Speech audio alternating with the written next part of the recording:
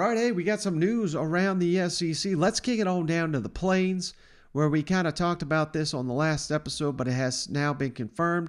Bo Nix, broken ankle. Hard to see him playing out the rest of the season. And it's not just him, because their kicker, Anders Carlson, also out, torn ACL.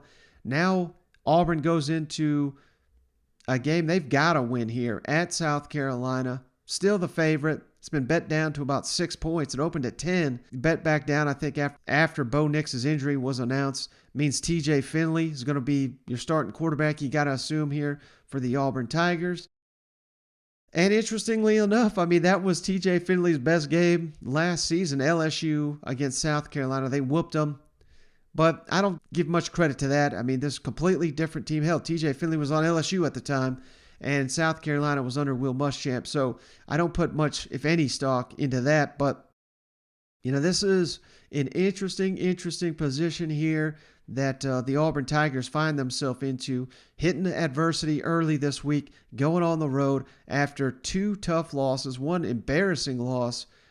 Brian Harsin, man, I don't want to go full Feinbaum collar here, but it feels like this is a must-win for Brian Harsin, because even without your starting quarterback, even without your kicker, who's one of the best in the country, you got to assume Auburn is going to go into South Carolina and beat Shane Beamer's program. They're just so up and down and cannot do much of anything on the offensive side of the ball. Starting a third stringer, you know, they're not going to feel sorry for you having to start your backup. Hell, they're already on their third quarterback here, who was in the FCS ranks in 2019. Didn't get to play college football in 2020. So South Carolina is not going to feel bad for you.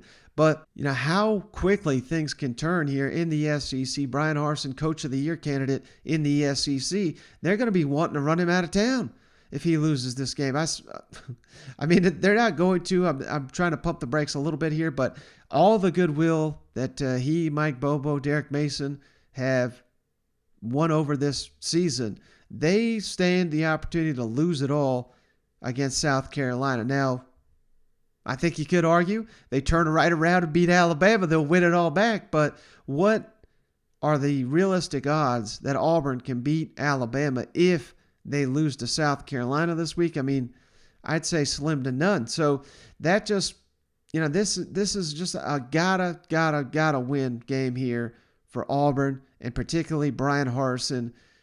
And now you're going into Willie B. Well, you know, last home game South Carolina had, that place was rocking. Could be another one of those Saturday night, one of the only SEC conference games we've got. And now that you're hitting that adversity, it ain't going to be easy, but a little added pressure here. Brian Harsin's going to find out real quick how hot that seat can get in the SEC if you start losing games you shouldn't. And I would imagine majority of Auburn fans think you shouldn't have lost last week, particularly after being up 28-3.